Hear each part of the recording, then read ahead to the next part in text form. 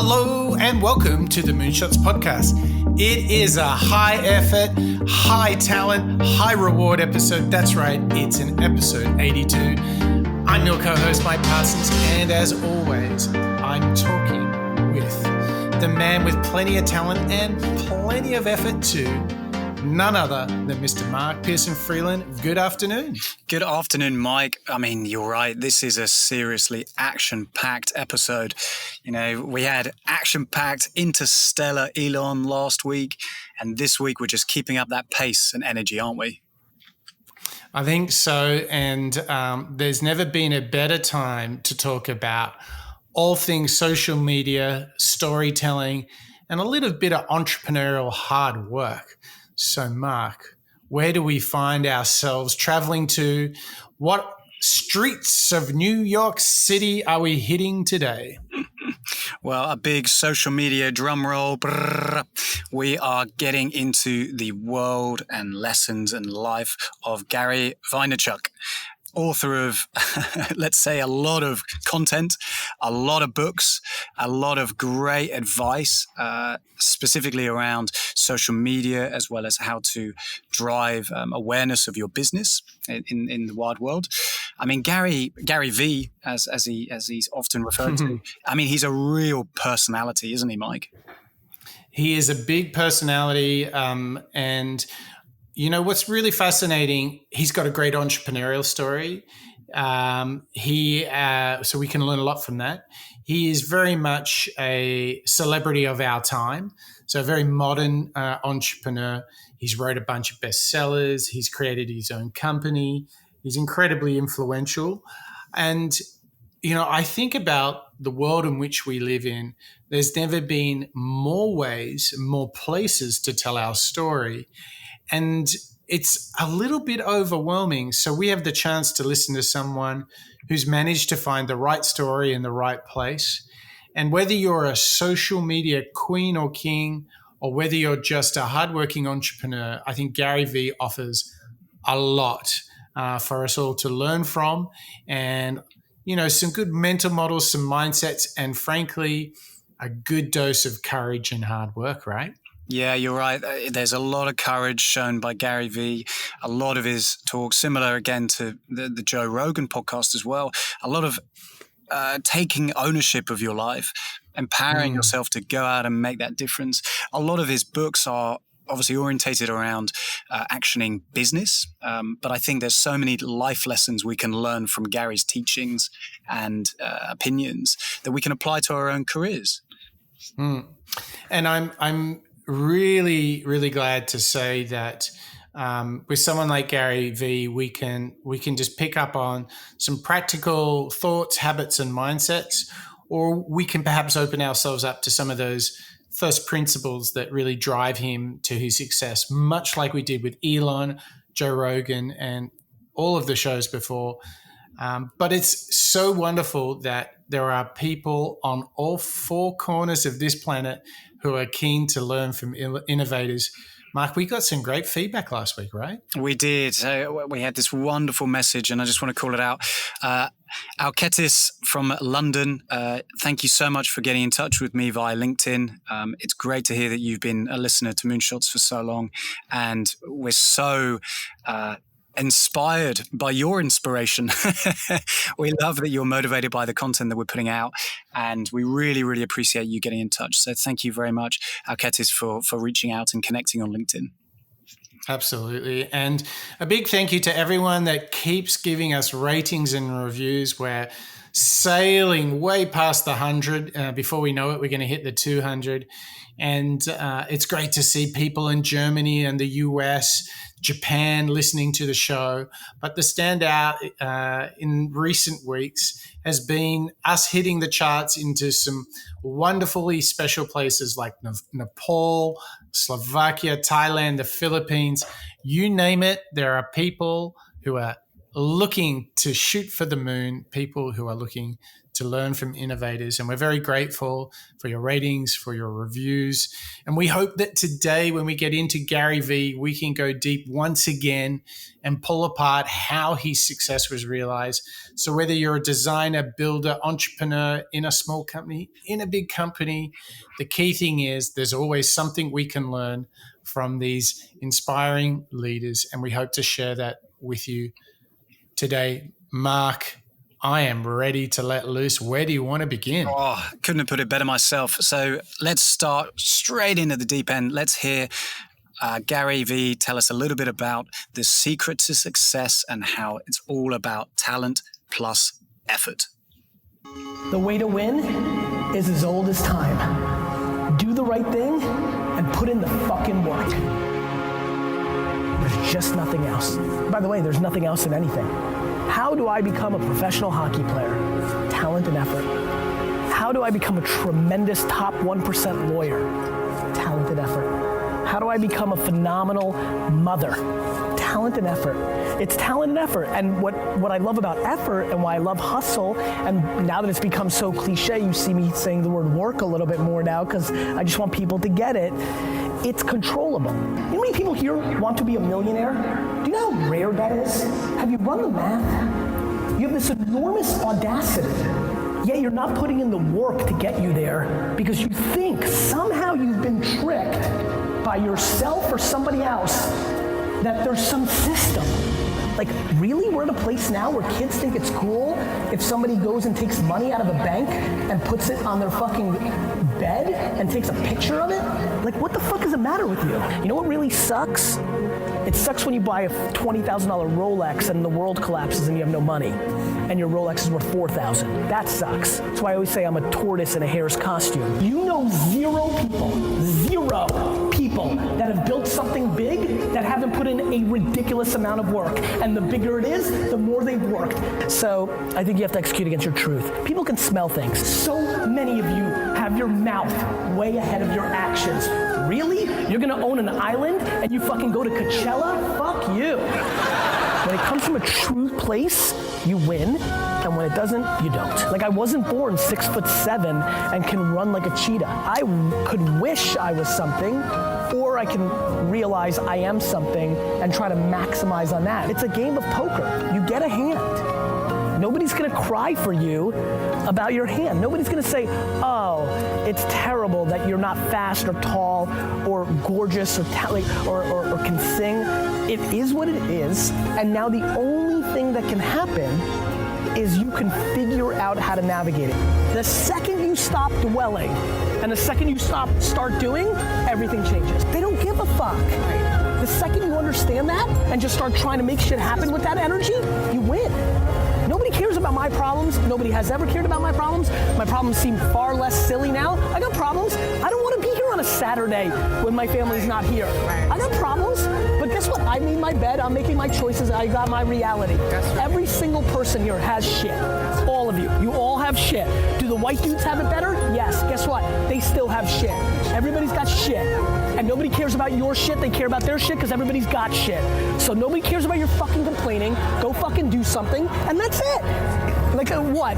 You think somebody's going to come along and be like, oh, we're so sorry. They don't care. I'm here for a reason. You got it. That's it. All right. Just get it. Yeah, real quick. Where is it? By not worrying about what other people think, it allows you to do things. By doing things, you either win or you learn from your loss, and it creates speed. It's the absolute mental difference between the people that are executing and winning versus the people that aren't. It's the fear of others. I don't want to lose, but I'm definitely more disappointed than your opinion in your blog post about my loss. Whoa. Mark, a little bit slow off the mark there. Bit of a warning about the language. Oh, my Lord. But has this dude drunken a lot of Red Bull? I mean, this is high energy stuff. But I think there is something to this energy that we can learn from. What he's really saying here is this all comes down to effort. But the good news is effort is a choice, okay? You might not be 6'7", but you do have the choice to put in the effort to work hard. And if you remember, there was a little somebody called Mark Cuban who talked about this same topic, albeit in a different way. He said, follow your effort. And where these two worlds are intersecting is Gary Vee is really presenting to us, don't pretend you're doing the thing. If you really want it, it will not just fall from a tree. You must go out, you must go fight for it and put in the work. And remember that sitting there complaining or drooling over what others have is not effort. That is not hard work. He is challenging us that the real secret to success is this effort. Because if you connect that with your talents, where you're naturally doing good, where you're naturally feeling flow, you can put in as much effort as you like, and the rewards will be directly proportional. Yes, he says it like he's had one too many Red Bulls. He drops in a few expletives, but you know what? There is some real truth here. Do the work. What I love about that clip was it's quite formulaic. You know, if he's saying exactly as you say, the more effort you put in, that's what tracks success. And something that really calls out memories of Elon, actually, from last episode, is what Gary says. The bigger the hard work is, or the bigger the result is, so let's say SpaceX is the result, the more hard work it took to get to that point. So when we see our innovators in the past 81 episodes and the incredible successes that they've all had, Richard Branson, Jeff Bezos, Steve Jobs, and so on, they've all put in the hard work. It doesn't just happen overnight. Like you say, it doesn't fall off a tree. They're there for a reason, because they've grafted, they've hustled, they've worked hard. And like you say, it's all controllable by you, by the individual. Yes. And remember, this is a 4-time New York Times bestselling author who started his own company, is totally self-made. And I think it's so fascinating that what he has to say directly correlates to Joe Rogan, directly relates to Elon Musk. Every one of those 3 men that we've covered in recent times bring this fundamental underlying foundation to success, which is hard work. Yep. And the great news is it's within your control. The tough news is it's really hard. It's really hard to keep going. And what's so exciting about the rest of the show is we're going to get some practical and inspirational thoughts from Gary Vee on how we can find that success. And I like it. He's brashly talking about success. He's bringing it, everything that we might dream of. He's saying, well, if you want it, don't just dream about it, do it. And I think that's a great framing, not only for this show, but it would be something you could find in almost every single show we've done. In all the other 81 shows, you will see this theme return. And my question for you, Mark, is if you think to yourself, wow, that Joe Rogan show, that sounds interesting. Simon Sinek, Jim Collins, Oprah Winfrey, Brené Brown. Where would anybody in this world go if they want to get into some of the lessons from previous shows?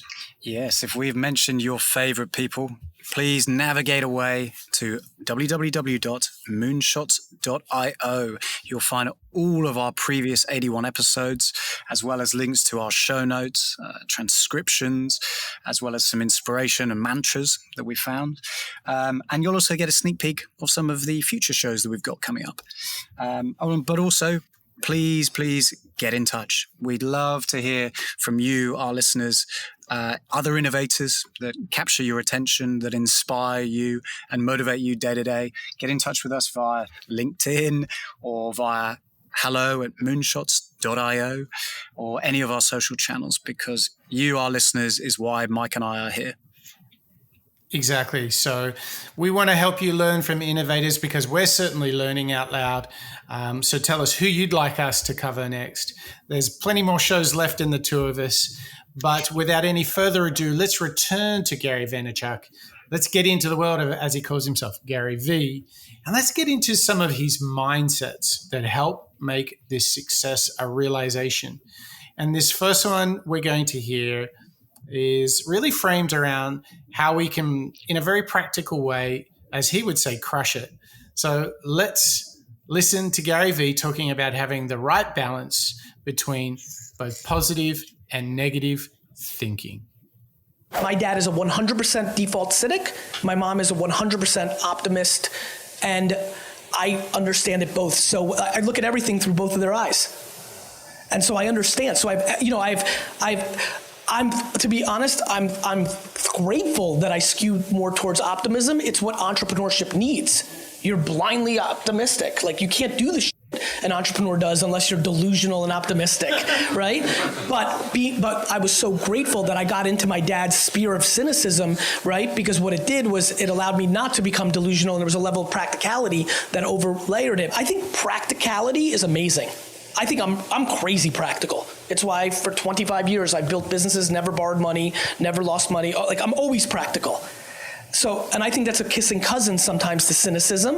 And I think, I have a friend who's like, I'm cynical. I'm like, you're practical. You got a little hint of cynicism. And I think, I'm optimistic, but I'm not delusional. That's a great little comparison there. Optimism versus cynicism, delusional versus realism, and so on. But the truth is, it's pretty hard to do. It's hard to find this balance between being positive or maybe optimistic and being cynical, or maybe sometimes we refer to it as negative. But really what I think Gary's trying to say is find that balance, find the good and the bad, and then you can accurately look at opportunities or challenges or projects with a level head. You can analyze the strengths as well as weaknesses of other people or a bit of work. Maybe it's a difficult project or a challenge, or maybe it's even feedback. And you can appropriately respond based on that without letting subjectivity get in the way. What do you think, Mike? Yeah. So it was, as I was listening to Gary Vee then, I was trying to relate it into, well, how do I do this? Mm-hmm. Because I'm a bit of an optimist, so I have to be careful and balanced. And the thing that keeps coming back into my mind as I think about this is the mantra, hope for the best, plan for the worst. Now, this is so powerful because it instantly provokes me hoping for the best, which is, I hope we deliver on time. However, I'm going to plan for the worst. Like, what am I going to do if things go wrong? I'll plan for that in advance in order to overcome that and still deliver on time. I use that just as an example, but for me, hoping for the best, but planning for the worst is a way in which I can sort of coalesce between cynicism and positivity. How about you, Mark? If you're going to try to be optimistic about what could be, but ask some of the tough questions and not get delusional here, how do you do it? I mean, I struggle with it. It's very, very easy to fall into that subjectivity and kind of let your the kind of internal ape control you, respond maybe irrationally or maybe a bit too fast. And we've spoken about different ways of receiving negativity in the past shows. In our Women in Innovation series, I remember we spoke a lot about breathing and taking a moment before replying and so on. And I think for me, the practical way that I try to land in the middle is to remind myself of everything that's around that scenario. So it could be what my colleagues are saying or where the problem or the challenge has originated from, and try to almost get out of my own head, I suppose, because you're right. You're an optimist. There's probably an element for me that I'm probably falling in the same category to a certain extent. So maybe we're both blinded a little bit by that positive outlook. And you're right. We need to remind ourselves, what if it goes wrong? How do we prepare for that worst? And that's why I like ideas such as game theory, or just more practically speaking, come up with some scenarios, best case, worst case, what you hope for, plan for the worst, however. Like, there are these different ways to coalesce between them. And you know what? Write them down, talk to a friend or a colleague. To me, this is at the essence of how we can do what Gary obviously does very well, which is moving between both the cynic and the optimist. I think that's really important, because he's right. If you're going to swing for the fences and do something great, there's got to be an optimist.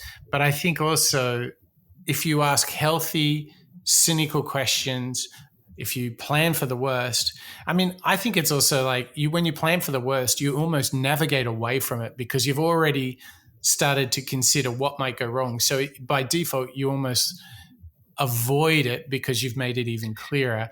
I think this is a very practical tip, and I cannot tell you, Mark, in being in Silicon Valley during a boom, how many overly optimistic people I met, full of big dreams, who just hadn't balanced that out with, they might be hoping for the best, but they weren't planning for the worst. And they were just ill-prepared for worst-case scenarios. The great thing about what we're discussing is you're always prepared. In theory, there are no surprises, because even if your worst dream came true, you're already prepared. You know how to combat it. You've got the business structures in place. You've got your colleagues. You've got your backup projects all in order. And that anxiety, so very similar to what Michael Jordan was saying around practice. If you've practiced, you lose the anxiety, because you going into the game day knowing that you're prepared. So by listening to Gary here and preparing for that worst scenario, you're already practiced. You've already run those models. Yes. It's very interesting in that you have this mental model where you plan for all the potential hurdles that you're going to face. And so when they do play out, it's less of a, OMG, what am I going to do here? You're sort of braced, ready, and equipped. And so much of it is about having the headspace to think things through and not make rash decisions. But it's not always easy, is it, Mark? There can be times where you really feel that you're up against it, or you might feel that and this is a very dangerous thing, when you compare yourself to others, you might feel like you're already beat, right?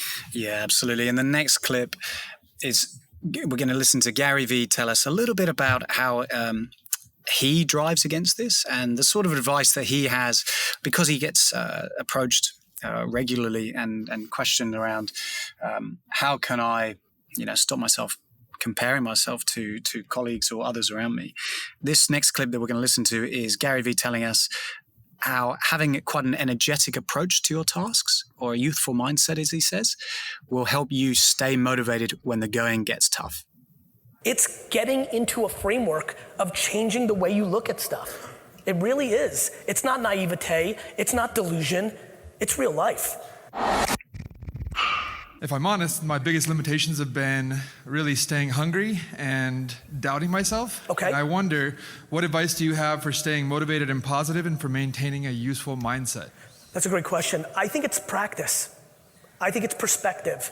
I think you have to practice not valuing other people's opinions. Insecurity comes from overvaluing other people's opinions. It's a framework that was instilled in you through parenting and environment. That's just the truth and DNA. So I think it's practice. Like, for example, the reason I'm so happy all the time, this is gonna be a little left field, is because almost on a daily basis, I imagine my parents dying, my children dying. I'm being serious with you. I know this is, again, a little left field, but it helps me put things in perspective. How can I be upset about a bad speech or a business deal going awry or something stumbling if I actually felt this morning? And I don't think it's meditation, but I think it's closer to it than I even realized, even as I talk about it now. I just genuinely practice. Brother, you have to practice every day saying, whose opinion do you care about if you fail? One of the reasons I love losing is because I don't care about anybody's opinion in here about my loss. It's my loss. You worry about what you're doing. And most people don't have that framework, which leads to insecurity. If I came here, for example, and I was in your position and I was auditing all the bigger fish, what goes through my mind is, I'm gonna kill these fucking fish.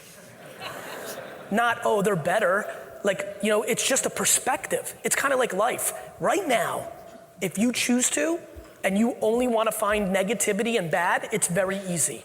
If you choose to, and you only wanna find positivity and optimism, it's there. It's getting into a framework of changing the way you look at stuff. It really is. It's not naivete, it's not delusion, it's real life. So you need to practice. You need to practice. Bro, it's hard to be here. Just because there's some people that are doing it better, there's also billions of people that are doing it worse. The hell are you worried about the fucking 1,000 people here that are doing it better? What about the fucking 10 million that do it worse? The practice of positivity, Mark, for me, obviously Gary had his signature too many Red Bulls, but I will tell you this, it is so true. I think a lot of people get stuck or don't truly pursue what they should in life because they're too worried about what others will think. They're too worried about being perceived as a failure in the eyes of others. And it is the practice of positivity. It is a choice of which mindset will you take. Will you either A, be paralyzed by fear and what others think and not do anything that you truly should do because it's too daring, too bold? Or will you say, you know what? I'm going to follow my effort. I'm going to put the work in. I'm going to give it my best. And if I succeed, great. And if I fail, I will just learn and continue. This has to be one of the really great thoughts he has to offer us. And I think as we sit here and we talk about it, it sounds quite clear cut.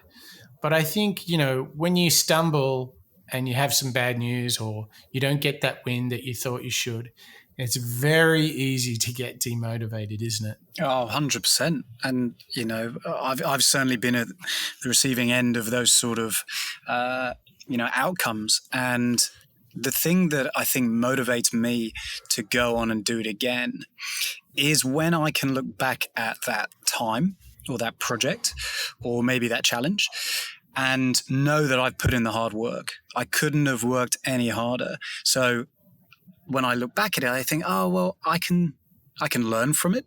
There are things that I would change, but I know that the hard work and the effort was my utmost. And I think what Gary Vee is saying in that clip, as well as some of the others, is this personal ownership again. And again, that's come up in a number of our past episodes. When you take ownership of your effort and when you take ownership of your mindset to these moments, then again, you feel that weight lifting off your shoulder. And it doesn't seem quite so difficult, maybe quite so upsetting when things do go awry. Yeah. What do you do though, Mark? Like when you stumble, when you're like, damn, that didn't work out. How do you stay in the race? What's your little practice? I think you've got to remind yourself of what's led to that point.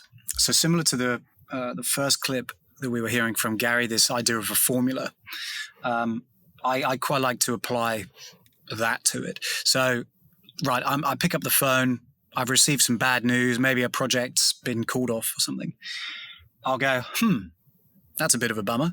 Maybe I'll go for a walk. Maybe the first practical thing I'll do is before I reply or before I lose my mind or burst into tears, I'll go for a walk because then that gives me time to percolate, gives me time to think things through, and gives me time to sort of control the way that I'm internalizing that feedback.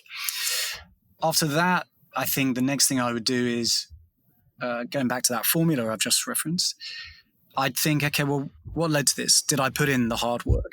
And if I can truthfully say to myself, yes, I worked as hard as I could, that relieves a little bit of stress. I think, okay, well, great. I feel good. And once I checked in with team members and we can all say the same, I mean, sometimes things just don't fly your way.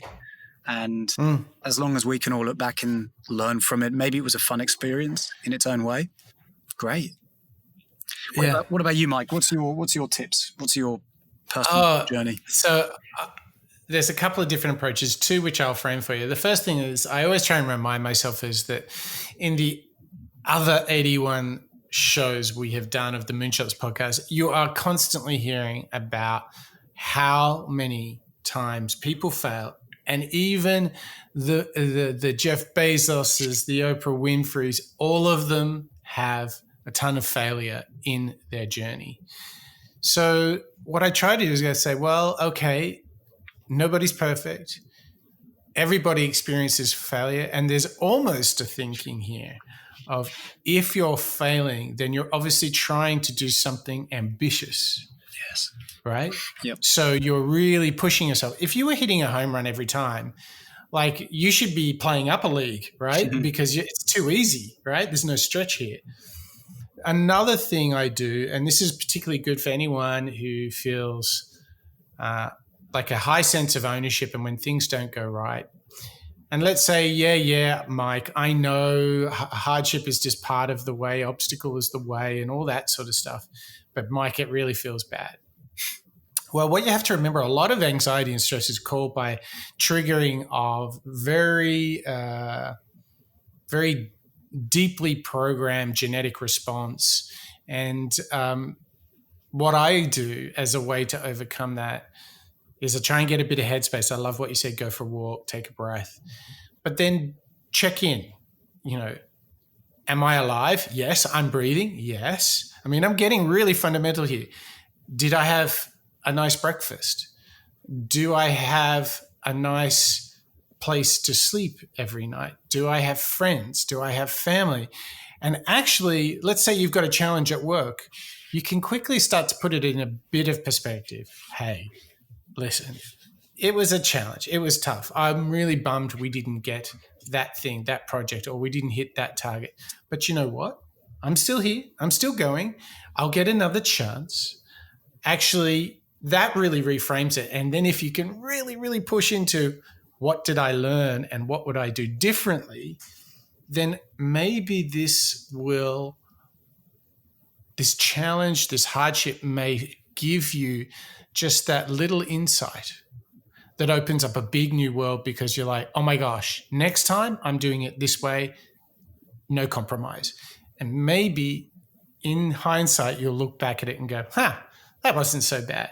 So I just try and put things in context in the moment because, sometimes when I'm facing a challenge, I kind of make it bigger than it really is. You know what I mean? Yeah, changing your mindset or changing your framework, as Gary was calling out in that clip, that's really a similar vein to, some of our past innovators, isn't it? Think rather than obsessing over those negative aspects or focusing too much on things that you can't control, the response that you've just said, have awareness of those things around you. You're controlling that. You're the one choosing to remember it. And all of us have that within us to take that moment and focus on what's actually physically around us in order to better our moods, outlook, approach to things. I think that's very true. Totally. Wow. So there we've got it. We've got some really interesting concepts building here. Number one, Gary Vee is making it so clear to us, guys, talent plus effort. And effort is the thing that shifts the dial. And you have, in order to do that, apart from putting in that effort, you need to ensure that you operate on that, cynical and optimistic path, hope for the best, plan for the worst, truly embrace both sides of that to have a balanced point of view.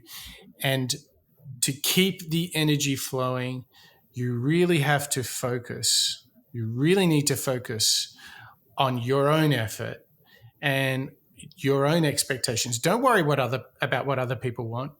And if your heart of hearts is leading you down a path that maybe you're worried about, or you're fearful that it might not work out, don't worry. go for it. Follow your effort. I think this is a really good frame in which we can start to challenge ourselves in the second half of the show about how we might go about doing it. What are some of the other approaches that Gary uses? Mark, I'm loving this. As turbocharged as he is, I can feel a little turbocharged for myself, thanks to Gary Vee. I certainly agree. Gary is already illustrating a number of great approaches, but the question I have is, okay, well, how can I make it happen? So are we ready to jump into the second half of the show, Mike? I think we might be, but I think we need to remind everyone we've all got a job here to share and to take the ideas from these innovators and share them with as many people as possible. And what's the one thing our listeners can do right now while they're listening that would help more people discover our show?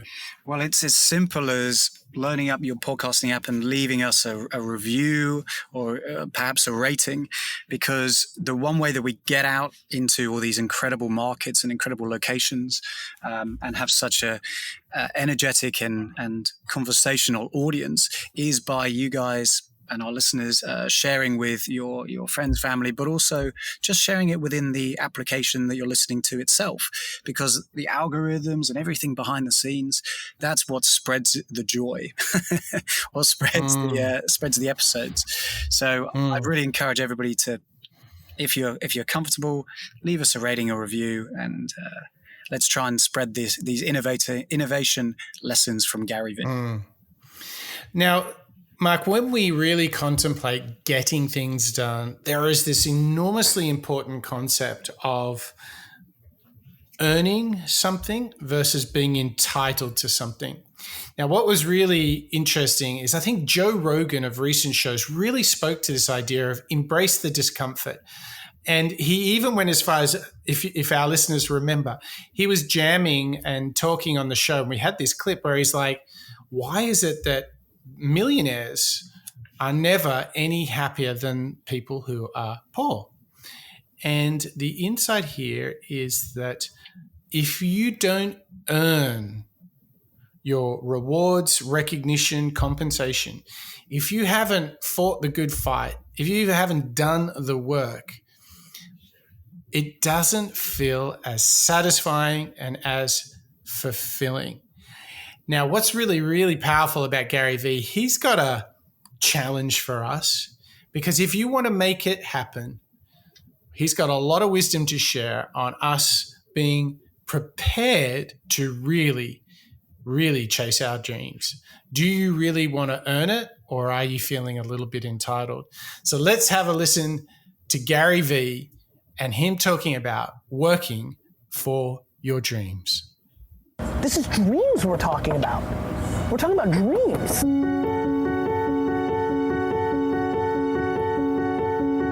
So many people are asking me, like, how do I live my dream, Gary? And, I don't have time. I have mortgages and bills and responsibilities in my job. I don't have time for my side hustle, my Twitch channel, my Instagram account, my Shopify store selling hoodies.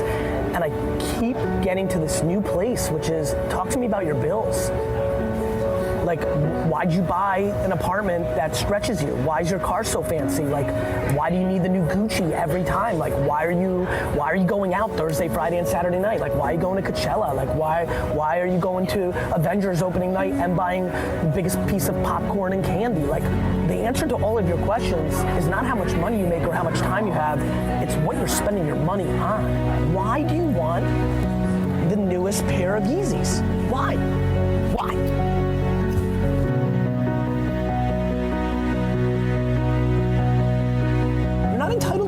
You're not entitled. Nobody's entitled to be an amazing dancer. Nobody that tours the world and gets to dance and open for Beyonce and make $580 a year and fucking live it and go to fucking, Monaco on the fucking weekends. Like, it's not how it works. Everybody starts at zero. Some people start at different places, but anybody who does it for themselves has to sacrifice. Like, yes, like, move. Like, my city's expensive. Move. Like, my car payments are high. Sell your car and buy a piece of shit car. Take the bus. This is dreams we're talking about. We're talking talking about dreams. We're talking about, like, I want to be a professional gamer. We're talking about, I want to get paid $200,000 to give a speech. We're talking about shit that isn't normal.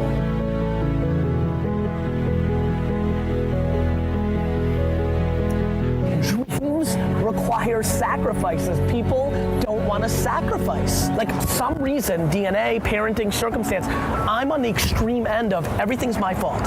Nobody owes me shit. I shouldn't get anything unless I bleed for it.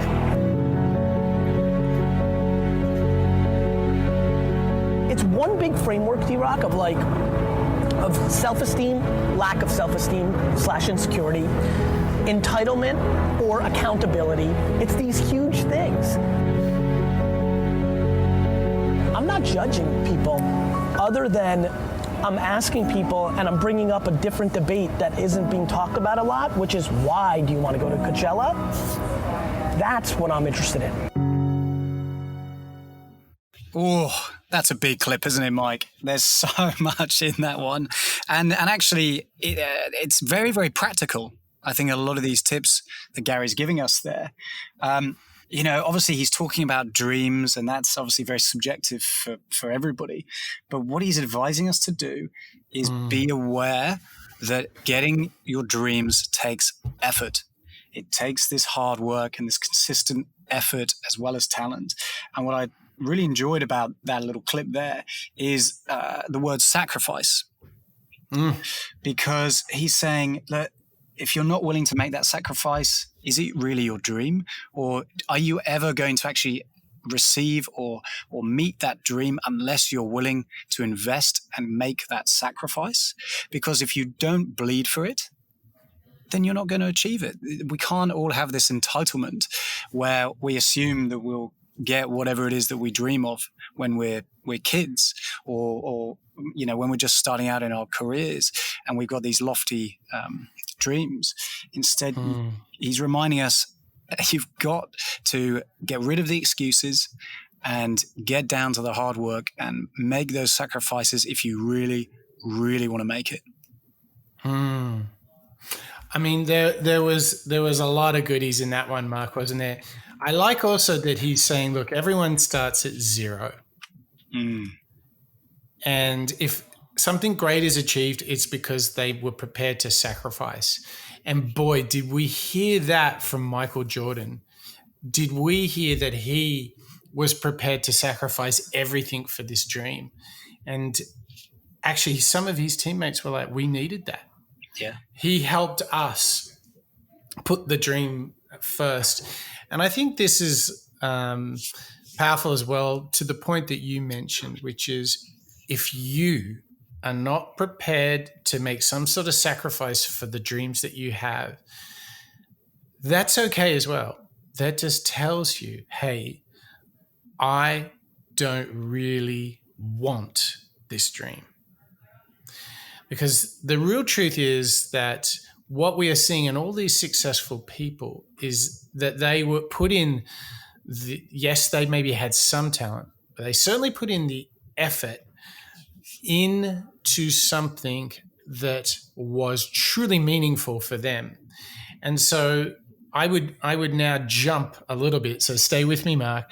I jump to Simon Sinek and say, find your purpose, find your why, and the sacrifice becomes that much more easier, because it compels you in a way that something that is not your dream just will never compel you. You'll be thinking about it in the shower. You'll be thinking about it as you run. You will naturally be drawn to mastery because you want it. And I think that there have been times in life where I've pursued things and failed. And in retrospect, the simple thing was, I didn't really want the dream. So when the sacrifice was asked of me, I just couldn't do it. So question for you, Mark, can you reflect on some things in life where, if you apply Gary Vee's learning here, where you feel like, I wasn't quite prepared for that sacrifice and things didn't quite work out. Can you see the difference between when you really want something and when you don't? When you're prepared to sacrifice and when you are not? I think so. I think when I've got a really interesting, exciting, innovative project, that inspires me and that motivates me, because I reflect upon these moments in my career, because I think that's when I've worked really, really hard. I've done the late hours. I've had to learn things. I've had to apply myself in ways that I might not have done before. And that, to me, upon reflection, shows me that I knew my why. And I love that reference back to Simon Sinek, one of our all-time favorites, because it's so true. Once you have your why and that foundation, then it'll inform and validate what you're doing and what you're working towards. So for me, if I reflect back and I go, oh yeah, I really worked hard at this moment, I challenge myself at knowing that is because it was aligned with my why and what I want to get out of my career. When I've had times when something hasn't really worked and I reflect back at it and I know I haven't really worked that hard, I think it's because I probably wasn't that interested. And it probably comes down to just not having the right mindset, not having the right resilience, or maybe even the right effort. And not working as hard as I could have. And I think that comes from not necessarily being aligned with whatever that idea was or product, and it not really aligning with what I'm kind of interested in. Yeah, what a challenging, I mean, it's a bit confrontational, you know. Do you really want the dream? Can you really make the sacrifice? And are you totally cool with the idea that, yep, everyone's starting at zero, no problem, because I'm prepared to put in the work. I'll get there over time. I think this is, I mean, it's like, that's challenging. And so as we're on our journey to make it happen, it's obviously crucial that we pursue the dreams that matter. And I think that there's another idea from Gary Vee here in this next clip, which is, how do you set yourself up for success? You're pursuing a dream, and you know, sometimes it's hard to know where your limits are. How hard can you push? Maybe do you always, you know, keep a little gas in the tank? I mean, I love this saying in America, like, to leave it all on the field. And that really stands for give it a go, give it the very best go you can. And there's a really powerful idea from Gary Vee in this next clip, which is really framing how you can put yourself in the right position, the right mindset, the right frame of mind to succeed. So let's get into it once again and listen to Gary Vee. The biggest poison in us is regret. It's poison. And I push so hard, and will, through my vehicle, which isn't meditation, which isn't health and wellness, which isn't nonprofit. My vehicle's business. I can't help it. It's what I love. I love building businesses. I love competing with you. I want to beat you. I love that game. But through that vehicle, I will always push a lack of regret and awareness to how good it really is. You're more than welcome to tell me about how bad it is or why you can't, because, or what, but it's just not true. Because if anybody ever did it, then you can too. Stop making excuses. Stop complaining. Nobody's listening. They may pretend they're listening. The market doesn't care. What you need to do is make one person happy, you. Then you can make everybody else happy. You know why I like making people happy? Because I'm already happy. And so I implore you to take this last little rant and really look at your fucking face and understand, are you doing the things that are putting you in a position to succeed? Not just in the business world, but in life. Because it's super important, because boy, when you're happy in life, your fucking business can roll. And so I'm just trying to figure it out, and I've been trying to figure it out in front of you for the last 7-8 years, trying to figure out the unlocks, EQ, IQ, self-awareness, hustle. I don't know what they are. You know why? Because like I told my man, it's 330 different unlocks. And so I'll go to all of them. They're all tried and true, and one might hit you. Yeah, it was hard work, because I'm actually lazy. I talk a good game, but I'm full of shit. Or it might be something else, but fuck, one. And so, I'm back here. You decided to sit? You're into this, right? That's good, right? This is some good shit. You're gonna remember this? I do. Good. One fucking life. One life, my friends, one time. And honestly, I'll leave you with this because a lot of you need it. How you make your money is more important than how much you make. These are some pretty meaty clips from Gary Vee, aren't they? Oh my gosh, he is warming up right now. We are getting to the tough stuff. This is good. I like it. Push harder, remove regret, remove excuses, you remove the complaints, and just confront yourself. Are you being lazy? There's so many quite confrontational things again that Gary Vee's coming up here. And Mark, he brings it home, man. He says, you only got one life. You got one chance, right? I love that. And boy, does that resonate with me. I mean, when I'm really in a bad place and I need to, as he would say, unlock, I think about legacy. Like, what am I leaving in the world?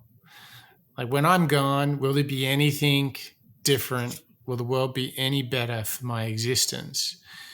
And that is where the deepest, darkest place I go to when I'm struggling. And I sincerely always find something that will move me back into action, get me back on the bike when everything's saying stop. It's like, come on, I want something in this world to be just a bit better because I existed. And so I challenge all of our listeners. I challenge you, Matt, find what your legacy is going to be. And when every other form of accountability fails, if you go back to that purpose that you may have used to Find Your Why by Simon Sinek, go back to that and point to that. Reflect on that and say, how much do I want that? And you will find somewhere in there a power that is sort of deep in your bones. And just when you thought, hey, I'm going to hang up the boots, I think you'll always find something when you ask yourself, what mark do I want to leave on the world? How can I make it better? And I don't know, there's something there. How do you remind yourself, Mark, that there is really only one life, and you don't want to get to the end and say, geez, I wish I'd put in a bit more work. I kind of got a bit of extra gas in the tank. How do you nudge yourself forward when it's feeling pretty tough? I like the confrontational idea of legacy because it feels very finite, I suppose, is the only word that comes to mind. Because like Gary Vee's saying, you've only got one life, don't have regrets, and don't regret not working as hard as you can. I think it reminds me of when you're doing a race, maybe a marathon, triathlon, where you're nearing the end and you can sort of see it in sight and the finish line in sight. And you've got a moment where you think back and you say, wow, I'm so glad it's nearing the end. But also at the same time, you're thinking, right, how much gas do I have left? How have I performed during this race? And you want to make sure that you're seeing that end line in sight, knowing that you've run or swam or cycled or whatever it might be your hardest, because you've kind of trained up to that point. You've put in all the hard work, you've laid down the foundation, and you've done the practice, as Michael Jordan would say. So when you're out on the pitch, or as you say, Mike, leave it out on the field, you want to know that you've put in the groundwork. And when you get out to that and you're in the last mile or kilometer, run that bit faster, because then you'll end and know, I did everything I could. And yes. It doesn't matter how fast I run. It's all about knowing that was the best I could do. Yeah. Steve Jobs had this great thing about live every day like it's your last, which is another way of confronting with you. Like, okay, I better make this a good one. It's the last one. Similar to your point, it's like the last lap, let's close hard. This is really powerful stuff, deeply going to the core of our motivations, the ideas of legacy, of earning every single thing and how satisfying that can be. And it's just great to see how different each entrepreneur can be. They give different flavors of different insights, but nonetheless, each and every one of them seem to give us that little nudge, that little turbo boost, or in the case of Gary Vee, I think it's more like an injection of Red Bull, but it's so good. And I think we've got something special to close out the show in clips. What do you think, Mark? Yeah, I think what we've seen from Gary Vee today is the comparison between the work that you put into starting a business aligned with the work that you put in for yourself. So similar with legacy or running that last mile. The last clip that we've got from Gary actually is comparing what he recommends with regards to business, a business tip that he has, where he's saying, look, if you don't work hard and you don't bleed out of your eyeballs, as Gary said in one of our other clips as well, you can't actually complain if it doesn't come off. You want to know that when if you've lost, don't worry about it because you've worked as hard as you can. So in this last clip, let's hear a very, very quick business tip from Gary during an interview. If you don't do it properly, you're going to lose.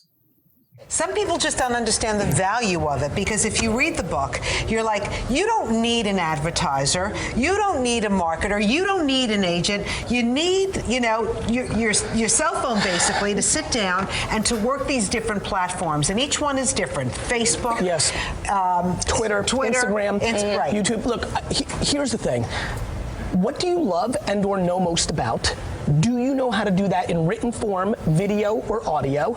And are you willing to bleed out of your eyeballs for what you want? Yeah, bleeding out of the eyeballs. I read that last night. That's the part. I mean, look, a lot of people complain and dwell and want it, but then are watching TV. But they don't do anything. Playing video games or reading this book. Or reading somebody else's social media when you should be writing your own. I tell people all the time, stop watching my videos and start doing what I'm telling you to do, because you can fantasize about it, you can dream it into existence, you can get really educated, but if you don't do, you lose.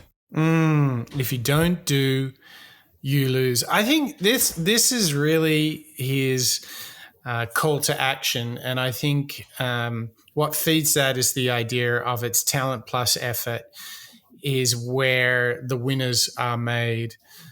Wow.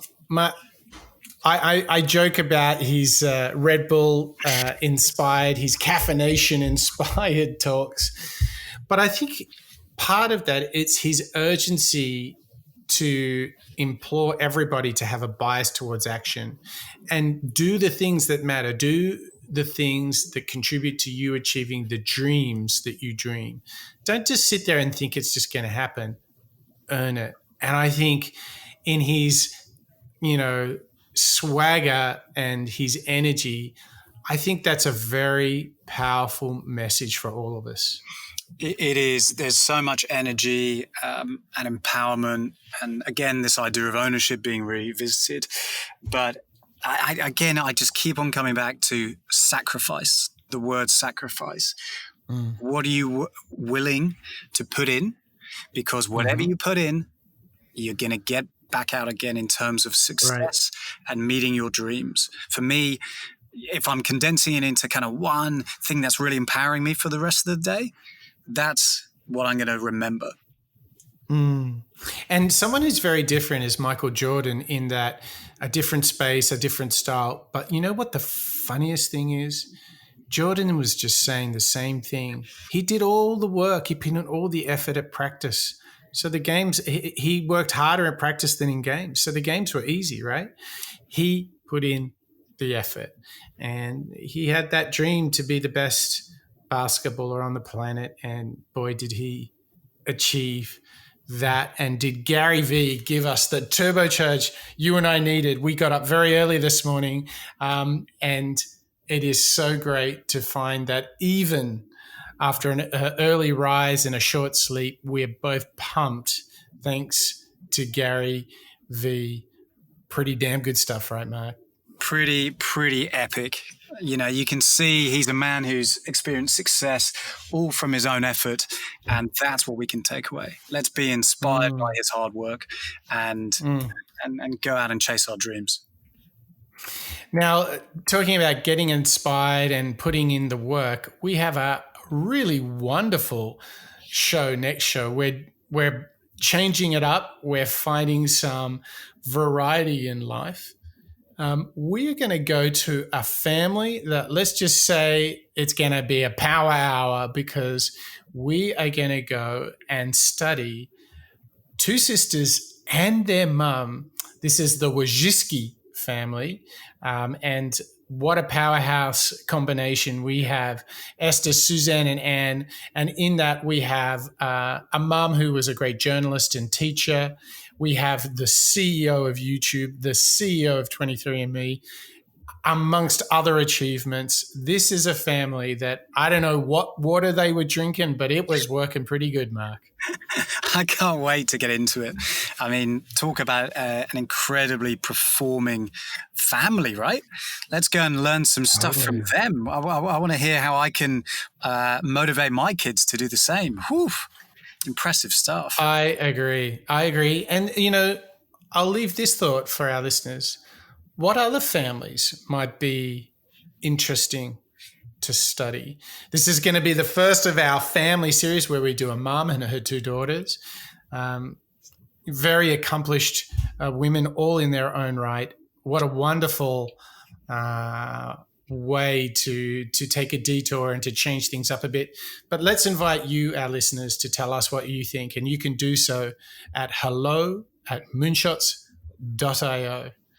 Mark, I know you rose very early. You got some energy. You got some Gary Vee turbo going on. Oh, I've got all the Red Bull and I've got Gary Vee in my headphones. I'm ready for the day. Let's do it. That is awesome. Well, listen, Mark, thank you. Thank you to you for helping me unpack Gary Vee today. Lots of inspiration. And thank you to you, our listeners. Thank you for rating our show, reviewing our show, for emailing us, for hitting us up on social. We don't mind whatever flavor of communication and love you want to show. We'll take it. We really do appreciate all your feedback and all your thoughts. And we welcome listeners all around the globe. And we thank you for your time, for your consideration, and thank you for joining us on a journey into learning from innovators. It's been a real blast today. I hope you're going to take your talents and put in the effort. And remember, you've only got one life, as Gary Vee would say, so go out and crush it. Thank you. Thank you to you all. It's been wonderful to have you on another episode of the Moonshots Podcast. That's a wrap.